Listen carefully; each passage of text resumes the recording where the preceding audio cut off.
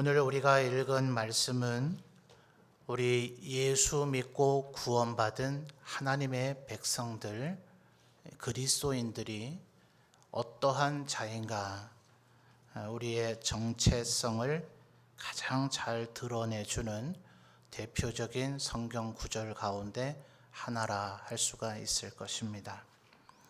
정체성이라고 하는 말을 영어로 아이덴티티라 그렇게 얘기를 하죠. 여러분이 인터넷에서 어떤 사이트를 가입하든지 하게 되면 반드시 아이디와 패스워드를 생성해야 되죠. 그때 그 아이디라고 하는 것이 바로 이 아이덴티티, 정체성이라고 하는 단어의 줄임말입니다. 그러니까 다른 존재들과 구별되어지는 나만의 특징이라고 하는 개념이 되겠죠. 신약 성경 여러 곳에 그리스도인 이 하나님의 백성들은 어떤 존재인가 하는 것에 대한 설명들이 제법 많이 있습니다. 그런 가운데서도 특별히 오늘 우리가 읽은 이 말씀은 한 절 안에서 이렇게 입체적이고 종합적으로 우리 그리스도인들이 어떤 자인가, 또 어떤 자이어야 하는가 하는 것을 설명해 줄 수 있을까 싶을 정도로 그런 탁월한 표현입니다. 대충 한 6가지 정도가 찾아지는데 비중면에서 볼 때 딱 3가지는 요렇고 3가지는 이렇다 이렇게 구분짓고 확정짓기는 어려우나 비교적 3가지는 우리가 어떤 존재냐 하는 것을 나타내는 표현이라면, 또 3가지는 우리가 어떤 기능 혹은 어떤 역할을 해야 되는 존재인가 하는 것으로 분류를 해볼 수 있을 것 같아요.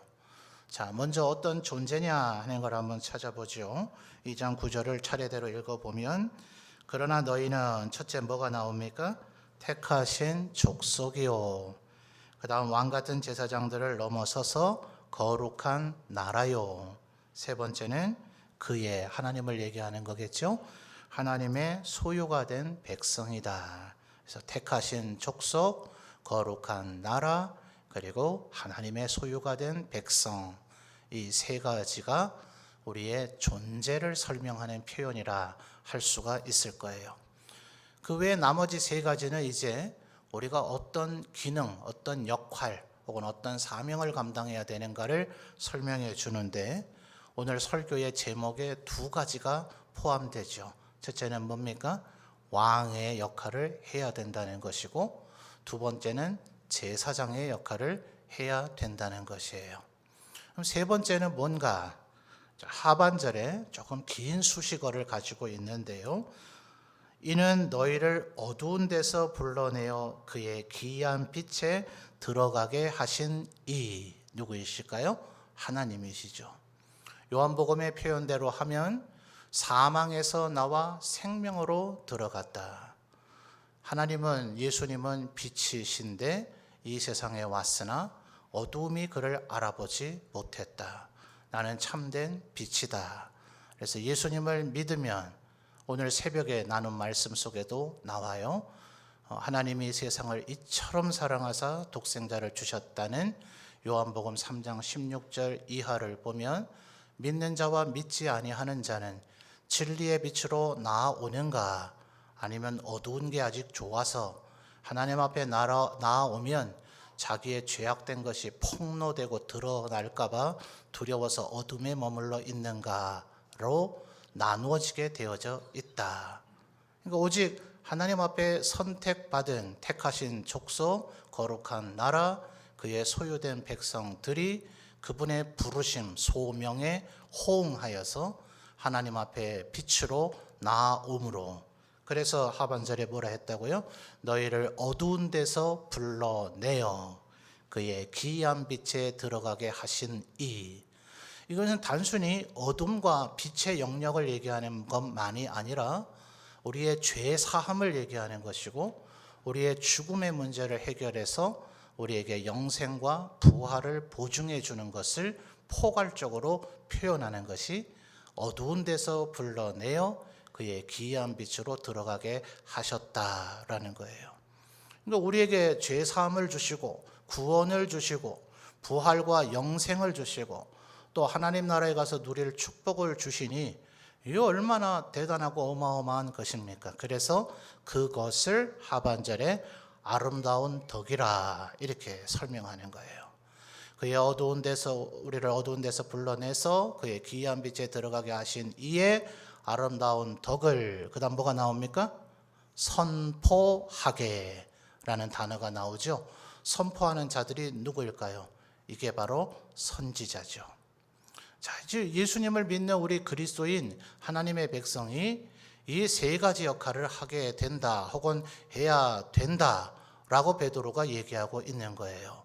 왜냐하면 하나님께서 우리를 직접 만나시고 우리를 직접 다스리시고 통치하시는 것이 제일 좋겠으나 우리가 거룩하고 성결해야 되는데 우리가 죄악이 우리에게 깃들여져 있으므로 거룩하신 하나님이 우리에게 임재하시면 우리는 바로 불에 타 죽듯이 소멸되어져 버릴 거예요. 그러니까 시내산 정상에 하나님께서 임하셔서 십계명과 율법을 주실 때에 인간들이, 이스라엘 백성들이 두려워하죠. 하나님이 직접 임재하시는 걸 우리가 도저히 견뎌낼 수가 없으니 제발 직접 오시지 마시고 선지자를 통해서 그에게 우리에게 들려주고자 하는 말씀을 들려주셔서 그 선지자가 하나님을 대신해서 우리에게 들려주게 해주시죠. 하나님께서 그것을 좋게 여기셨다. 그래서 모세 때로부터 선지자의 제도가 생겨졌다. 그리고 모세 형제 아론을 통해서 죄 사함의 문제, 제사를 드리고 예배를 드리는 일을 하도록 돕게 하기 위해서 아론과 그의 후손들을 제사장으로 삼으셨다. 그리고 사사기 시대를 거쳐서 사울 왕이라는 실패한 왕이 있긴 했습니다만 그 뒤에 모든 왕들의 표준과 모델이 되어지는 다윗 왕을 통한 왕을 세워서 이스라엘 백성들을, 하나님의 백성들을 다스리게 하셨다. 그러나 우리 구주 예수 그리스도께서는 인간들은 이 세 가지 역할을 다 할 수가 없죠. 각각 자기의 역할을 해야 합니다. 아무리 선지자라도 그들이 제사를 드려서는 안 돼요. 우시야 왕이 아무리 하나님 앞에 거룩하고 성결하게 다윗을 흉내내고 다윗처럼 그렇게 잘 하나님 말씀대로 했다 하더라도 그가 제사를 드리려고 하면 하나님 앞에 벌을 받아 이마에서부터 문둥병이 생겨졌더라. 안 된단 말이에요. 인간은 오직 왕이면 왕, 선지자면 선지자, 제사장이면 제사장, 각각 하나님께서 그들에게 명하신 사명만을 감당해야 되는데 우리 구주 예수 그리스도께서는 이 삼중의 직분을 다 행하신 분이셨다. 그러니까 그 예수님을 따르고 예수님의 백성이 되어지고 또 교회란 무엇이라 합니까? 그의 교회의 머리는 그리스도요, 교회는 그의 몸이라 그랬으니 우리가 예수님의 제자며 예수님을 따르는 자요, 예수님의 백성이요, 예수님의 형제임과 동시에 예수님의 몸이니 우리가 예수님처럼 완벽하게는 해내지는 못할지라도 질적인 면에서 또 정도의 면에서는 차등이 있을지 모르나 우리가 부분적으로 혹은 제한적인 범위 내에서 왕과 제사장과 선지자 역할을 우리도 해내도록 하나님으로부터 부름을 받았다 하는 거예요. 요한복음을 보면 예수님께서 나는 참된 목자다. 난 사꾼이 아니고 도둑놈이 아니다. 그들은 울타리를 넘어 들어오지만 나는 그렇게 하지 않고 내 양들을 부른다. 오직 나만이 진정한 참된 목자다. 이렇게 말씀을 하셔요.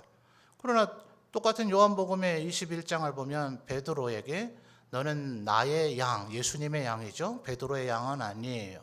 예수님의 양, 내 양을 먹이라. 이렇게 우리에게 위임을 해주신단 말이에요. 그래서 베드로서에서 오면 예수님은 목자장이시고 우리 인간의 사명을 받은 이들은 예수님처럼의 참된 목자가 될 수는 없겠으나 예수님의 명령을 따라 제한적인 범위 내에서 예수님과 같이 흡사한 목사의 역할을 하는 작은 목자들이 되어야 된다. 바로 그런 개념에서 누구라도 우리가 예수님이 될 수 없어요. 예수님처럼 할 수 없습니다.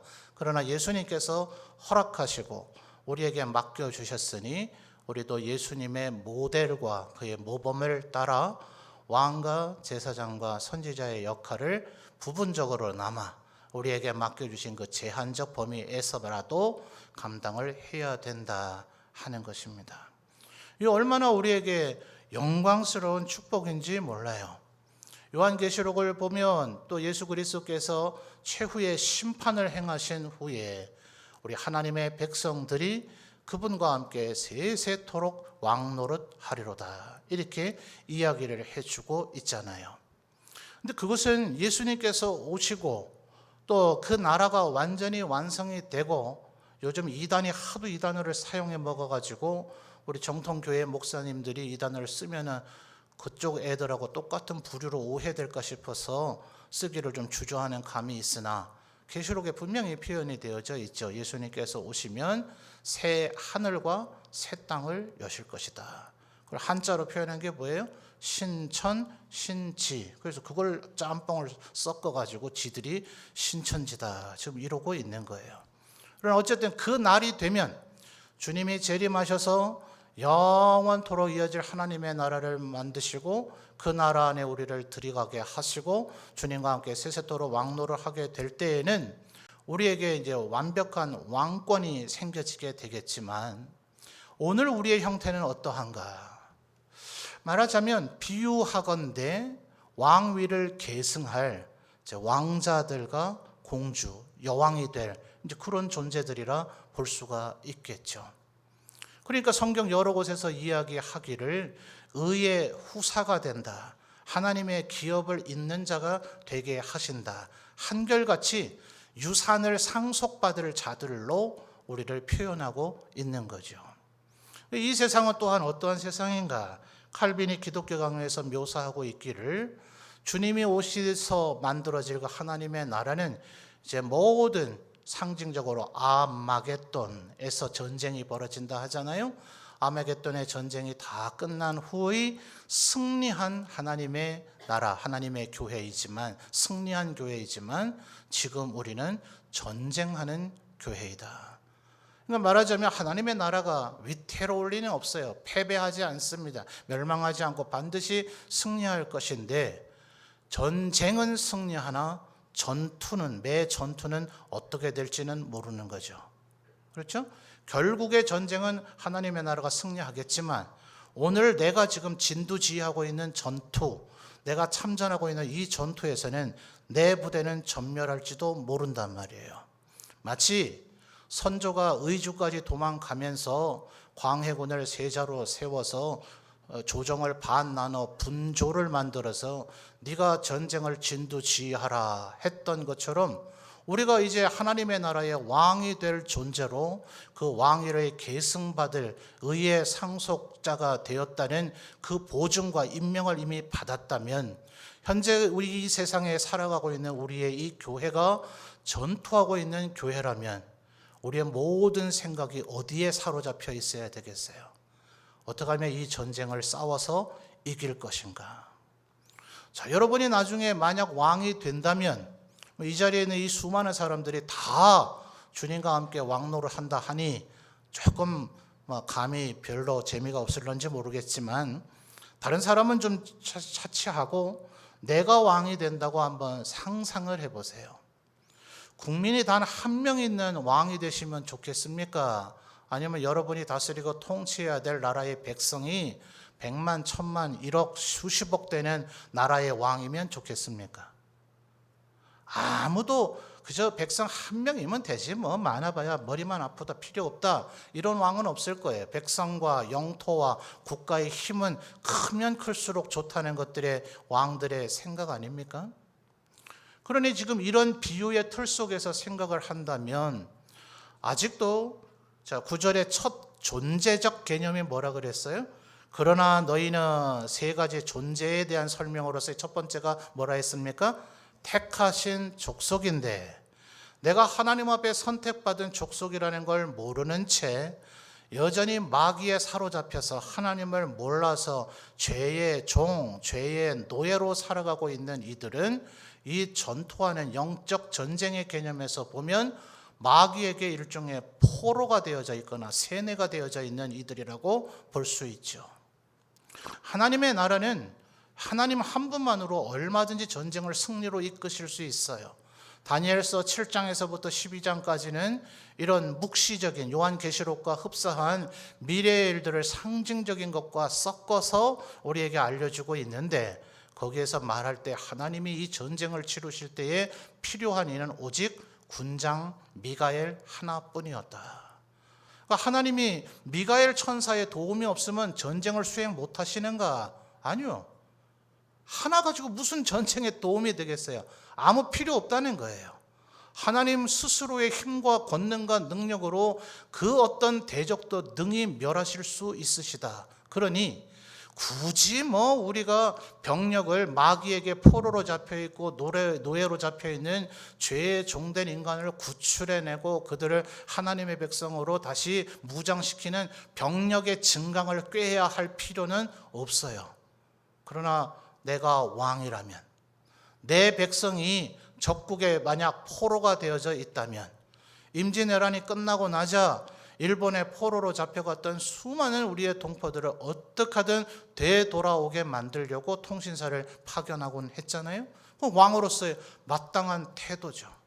전 세계에 내 국민이 흩어져 있다면, 거기에서 죽음의 위협을 당하고 있다면 대사나 특사를 보내든지 긴급 대응팀을 보내든지 아니면 비행기로 실어 오든지 그런 대응을 해야 그게 나라의 왕이라 할 수 있을 거 아니에요. 그러니까 여기서 왕 같은 제사장이다, 우리를 왕으로 세우셨다 하는 것은 그저 내가 왕 됐다, 신났다, 좋다 이러고 있으라는 얘기가 아니에요. 우리의 모든 삶의 생각이, 비록 지금 내 삶도 대단히 힘들고 전쟁하는 지금 와중에 있어서 나에게 내가 왕자라고는 하지만 별 권한도 없고 힘도 없고 능력도 없고 내 밑에서 내 명령에 따라 수종들, 내시 상궁 이런 것도 별로 있어 보이지도 않고 그저 내 문제조차도 내 스스로 해결해야 될 존재라 할지라도 하나님께서 나를 왕으로 세우셨다 하시니 이 전쟁을 승리로 이끌기 위해서, 내가 그분의 후계자로 상속받을 자가 되기 위해서 이 전쟁을 위해서 내가 뭘 해야 될 것인가? 진정한 왕이 계승자라면 날마다 그것을 생각하고 있지 않겠느냐 하는 거예요. 여러분, 우리나라에 보면 참 아쉽고 조금 바뀌어져야 될 것들이 참 많죠. 그건 말하려면 몇 날 며칠 얘기해도 시간이 부족하겠습니다만, 오늘 본문의 말씀을 설명하는 것과 관련된 것 중에 하나는, 저는 이 국회의원들의 태도가 참 아쉬워요. 예를 들어 우리 문경시를 위한다 이러면 문경시장님이나 문경시의원들은 나라 전체 정부 예산이 의회 되든지 말든지 하여튼 우리 시를 위한 돈을, 나라 예산을 좀 따오는 일을 좀 집중할 필요가 있겠죠. 그것도 좀 정도껏 해야 되겠지만 상식이 있는 사람이라면 말이에요. 경북 도지사나 도의원들이라면 우리 경상북도를 위해서 그렇게 하는 일을 좀 몰두할 수도 있겠죠. 그러나 상식적인 범위 내에서 해야 되겠지만 말입니다. 그런데 국회의원은 그러면 안 되거든요. 내가 문경을 지역구로 두고 있는 문경 출신 국회의원이라고 문경만 생각하고 있으면 그건 때려치워야죠. 그건 국회의원이 아니죠. 우리나라에서 박정희 대통령께서 집권하시기 직전 이승만 대통령이 하야하고 나서 잠깐 지방자치를 하다가 그게 무산이 돼버리고 다시 지방자치를 한 지가 얼마 안 됐죠. 그러다 보니 우리나라가 건국되고 소위 현대사가 펼쳐지고 난 이후에 지방의회에 시의원, 도의원 같은 분들이 생긴 지가 얼마 안 돼요. 더 대부분의 시간은 국회의원들밖에 없다 보니 선배 국회의원들이 자기 지역을 위한 삶을 살다 보니 지금도 여전히 그러고 있는 국회의원들이 많더라. 나라 전체를 위한 고민은 하지 않고 자기 소속 정당, 자기 지역구 여기에 이득이 되면 나라가 내일 망할 값이라도 일단 내 지역부터 살려가 뭐 할 거예요. 나라가 망하게 생겼는데. 그러고 있는 이들이 있더라 하는 거예요. 지금 이 세상 정치 논평하려고 이 얘기를 하는 게 아닙니다. 하나님께서 우리를 왕으로 세우셨으면 전체를 좀 봐야 될 거 아니에요. 우리 교회가 어떻게 될 것인가 전체를 좀 봐야 되고, 하나님의 나라가 어떻게 될 것인가 이거를 좀 전체를 봐야 되는데, 이거 뭐 어떻게 된 게 조선시대로 얘기하면 무슨 고을 원님밖에 안 되는 그 사고밖에 못 해가지고 요게밖에 못 보는 거예요. 그저 그냥 자기의 문제, 자기 가족의 문제, 조금 그래도 좀 생각의 폭이 넓으면 자기 부서, 자기 소속된 기관의 생각밖에 할 줄 모르는, 그래가지고 무슨 왕 노릇을 하겠어요? 왕 하지 말아야죠. 그렇죠? 아니 어떻게 된 게 호칭들을 바꿔야 되는지, 그냥 총무라고만 해야 되는지, 회, 장, 부, 장 뒤에 장자만 붙으면 자기 마음대로 해야 되는 줄 알아요. 예? 다윗 왕이 하나님 앞에 그토록 내 마음에 합한 자라고 여겨지는 그런 진정한 왕의 모델이 된 이유가 뭔가? 다윗 왕은 자기 마음대로 하지 않았어요. 내가 진정한 왕이 아니시다. 여러분 북이스라엘의 역사를 보세요. 왕이 되려고 환장해가지고 뭐 왕후 장상의 씨가 따로 있느냐 하면서 지 마음대로 왕 죽여버리고 자기가 왕 되고, 그러니까 나라가 망해버리잖아요. 어떻게 지 마음대로 왕이 돼요? 하나님이 하라 하시면 순종하고 해야 되는 거고, 그만두라 하시면 그만둬야 되는 게 하나님이 세우시는 왕이죠. 지금 내가 힘이 있고 권력이 있고 재주가 좋아서 왕이 되는 게 아니라 하나님께서 우리를 왕 삼으신단 말이에요. 왜 왕 삼으셨겠어요? 세상의 왕들처럼 흉내내면 안 되는 거예요. 왕의 제도는 너희들이 가나안 땅에 들어가서 정복을 하게 되면 세상의 왕의 제도를 흉내내려고 하면 안 된다. 그네들은 너희들의 집에 딸들을 뺏어다가, 경우에 따라서 네 아내를 뺏어다가 지의 첩으로 삼을 거다. 네 아들들을 전쟁터로 내보내서 다 죽여버리게 만들 거다. 너희들의 집에 있는 좋은 것을 세금이랍시고 다 뺏어갈 것이다. 그런 왕을 정말 세우고 싶으냐? 그런데도 세우겠대. 왜요? 지가 그거 하고 싶으니까. 남이 왕 될 거란 생각 안 하고 내가 그거 하고 싶으니까 왕을 세워달라 하셔서 하나님께서 뭐라 그러세요? 이건 사무엘 너를 거절하는 게 아니라 나를 거절하는 것이다. 내가 애초부터 너희를 가나안 땅에 들여보내서 세우고자 했던 왕은 하나님을 두려워하고 백성을 위해서 자기를 희생할 정도로 나아가서 대적과 싸우며 백성들을 보호하고 그들이 의의 율법의 말씀을 준수하도록 그들을 때로는 징계하고 책망하여서 하나님 앞에 바른 자로 세우도록 돕는 존재가 하나님이 만드시고자 했던 왕이란 말이에요. 지 맘대로 하면 돼요, 안 돼요? 그 어떤 자보다 하나님의 뜻이 무엇인가를 더 가까이서 알고 읽어내야 되는 것이 왕이었기에 지금이야 오늘날 우리들의 모든 손에 하나님의 말씀, 이 성경이 인쇄되어서 주어져 있지만 최초의 율법이 기록됐을 때는 오직 한 부만 복사해서 한 분은 대제사장에 있는 성전 혹은 성막에 보관하고 나머지 하나는 왕의 손에 쥐어져서 날마다 읽고 지가 뭘 해야 되는지를 깨달아 알게 하라. 이게 하나님의 율법이었잖아요. 그러니까 언제나 우리들이 가져야 되는 의식은 내가 어떤 역할에 있더라도 내 맘대로 하면 안 되고 하나님의 뜻을 물어야 돼요. 과거에 교황이 그러했고 전세대 적지 않은 목사님들이 자기가 왕으로 했는데 이제는 젊은 그래도 정신 차린 목사들은 하나님이 진정한 왕이시고 나는 하나님의 음성을 듣고자 그렇게 하려고 하는데 이제는 목사가 그렇게 하니까 딴 사람들이 그런 짓 하고 있어요. 자기가 마치 왕이라도 된 것 마냥, 왕도 아닌데. 절대로 우리는 그렇게 하면 엘리 제사장이 버림받았다는 것을 기억해야 돼요. 제사장이었잖아요. 이제 왕 얘기에서 곧 이어서 제사장, 선지자 얘기를 할 것인데 이 굉장히 불안전해요. 하나님이 우리를 직접 통치하시는 게 제일 안전합니다. 왕을 중간에 세워놓이 악한 왕들이 출현해요. 아합, 또 여로보암 2세 등등, 므낫세 얼마나 많아요. 남북 이스라엘 예외 없이 다윗의 후손들 가운데서도 예외 없이 하나님이 원하지 않는 악한 왕들이 출현하더라고요. 하나님의 통치가 제일 안전해요. 선지자를 세우면 전부 다 모세나 엘리야나 엘리사 같은 선지자만 출현합니까? 거짓 선지자가 나타나서 참된 선지자와 거짓 선지자가 서로 뺨때기 때려가며 싸우더라. 이런 게 아예 기록이 나오잖아요. 예?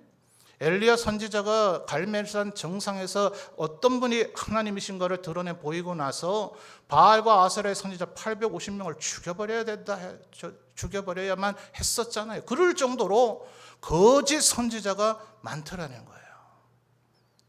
제사장은 또 안 그렇습니까? 제사장들이 예수님 죽인 거예요. 대제사장 안나스, 가야바, 알렉산더 그 집안이 주동이 돼서 그 집안 마당 뜰에서 거기서 예수님을 불법적으로 신문하고 빌라도의 관정에 온통 대제사장 집안 사람들만 들어가서 예수님을 십자가에 못 박아달라. 예루살렘에 새끼 나귀를 타고 입성하실 때 그 인원과 일치되지가 않아요. 전 세계에서 모여든 유대인들은 예수님에 대한 그 기대감으로 호산나 다윗의 자손이요라고 불렀지만 이 악한 대제사장의 무리들은 예수님을 십자가에 못 박이는 데 가장 앞장서더라는 거예요. 여러분, 우리를 왕 같은 제사장이요 선지자로 삼으셨다 하는 이것은 굉장한 축복의 얘기긴 하지만 외줄타기라는 걸 기억하셔야 돼요. 엘리 제사장이 하나님의 음성을 못 들어요. 사무엘은 음성을 듣고 있는데 엘리 제사장은 음성을 못 들으니 자기는 그날 의자에 앉아있다가 목이 부러져 죽지요. 자기의 두 아들은 전쟁터에서 전사해서 죽지요. 자기의 며느리는 손자 낳다가 그대로서 죽어버리지요. 그래도 살아남아있는 이가보 하나님의 영광이 떠났다는 그에게서 후손이 이어지긴 했는데 다윗 왕 때에 골리앗의 칼을 준 이유 때문에 사울 왕의 에돔 시낫도에게서 그 집안이 아예 몰살을 당하잖아요. 아비멜렉 제사장이 다 죽고 아비아들 겨우 하나 살아남아서 에봇을 가지고 다윗에게로 도망쳤더라. 한평생 다윗 따라다니면서 온갖 고생하며 섬겼어요. 그런데 참 아이러니하죠. 솔로몬이 왕의 계승이 될 때 정신이 헷가닥 나갔는지 아도니아를 왕으로 옹립했다가 솔로몬이 왕위에 등극한 후에 네 조상 아나돗으로 꺼져라 추방당해버려요. 그 아나돗의 후손이 바로 아비아달의 후손이 예레미야입니다. 예레미야가 열왕기를 기록해요. 우리의 조상이 하나님 말씀 불순종했다가 이와 같이 버림을 받았더라. 내가 제사장의 직무를 이제 못하면 굶어 죽게 생겼으니 그저 연명이나 할 수 있게 해주십시오 라고 하나님에게 구걸하는 처지가 되더라. 여러분, 우리를 왕의 역할을 하라 하셨다, 제사장의 역할을 하라 하셨다, 선지자 역할을 하라고 하셨다. 이게 어마어마한 축복인과 동시에 뭐라고요? 외줄타기예요. 대단히 두려운 일이라는 것을 기억해야 돼요. 왜냐하면 이 세상 사람들은 우리를 통해 하나님의 형상을 추측할 것이기 때문에. 우리를 예수쟁이라고 부르는 이유가 뭐예요? 우리를 그리스도인이라고 부르는 이유가 뭐예요? 왜 영어권에서 크리스찬이라고 왜 불러요? 널 보면 그리스도, 너희들이 그렇게 믿고 따르는 그리스도가 어떤 분인가가 추측이 되겠구나. 너희를 보면 너희들이 믿고 섬기는 하나님이 어떤 분인가가 추측이 되겠구나. 그러니까 예배 시간에 주차에 대한 광고 이런 거 할 수준이 되면 안 돼요. 이건 당연히 상식적으로 내가 좀 차를 어디에 어떻게 될 것인가 조차도 다른 사람에 대한 배려와 섬김의 마음이 기본 장착되면 이런 광고가 나올 리가 없죠. 물론 불편함이 있는 건 알아요. 그러나 나의 희생. 왕이라 하는 존재는 그런 거예요. 세상 왕을 자꾸 생각하면 안 돼요. 세상 왕은 반드시 하나님 앞에 버림받게 되어져 있다. 세상 왕을 보고 분노하고 열받을 필요도 없어요. 원래 기대 안 할 애들한테 기대하는 게 넌센스예요. 죽어있는 시체에게 가서 일어나라. 너 등에 그러다 나긴 뭘 병나게 죽어있는데. 죽어있는 시체가 말을 알아듣습니까? 오직 예수 그리스도의 의로 말미암아 거듭난 새 생명을 얻은 예수 그리스도 안에 있어서 새로운 피조물 된 우리들만이 하나님께서 하나님의 말씀을 따를 기대를 우리에게 갖고 계시는 거예요. 그러니까 세상 사람들이 죄악을 저지르더라, 죄악에 관영, 당연한 얘기인 것을 왜 그걸 자꾸 놀라해요? 예수 믿는 우리가 똑바로 살아야 되는 거예요. 왕으로 제사장으로 선지자로 살아가시는 여러분이 되시기를 주님의 이름으로 축원합니다. 여러분이 한번 제사장이라고 한번 생각을 해보세요. 사람들이 제사 드리러 왜 올까요? 제사 드리러 올 때는 하나님 앞에 내가 최근에는 별로 지은 죄는 없지만 그래도 내가 하나님 앞에 좀 열심을 다해 살아봐야 되겠다. 번제 드리러 올 거예요. 하나님과 정말 깊은 영적인 교제를 하고 싶다. 화목제를 드리러 올 거예요. 얼마나 칭찬해 줘야 돼요. 그러나 혹여 범죄함에 있어서 속죄제나 속건제를 드리러 왔다 한들 왜 이런 게 다 있어 하면서 한심하게 여겨야 됩니까? 그를 미워해야 됩니까? 여러분, 죄 지은 모든 자들이 하나님 앞에 다 나와서 제사를 드렸을까요? 후대로 가서 이스라엘이 멸망할 때쯤 되니까 제사장과 레위인들이 전부 다 흩어져서 바나바 같은 이도 보세요. 대단히 우리가 칭찬하지만 실상은 그에게도 문제점이 많아요. 예루살렘을 떠나지 말았어야죠. 48개 성읍을 떠나지 말았어야죠. 근데 레위인이 구브로에서 태어났네요.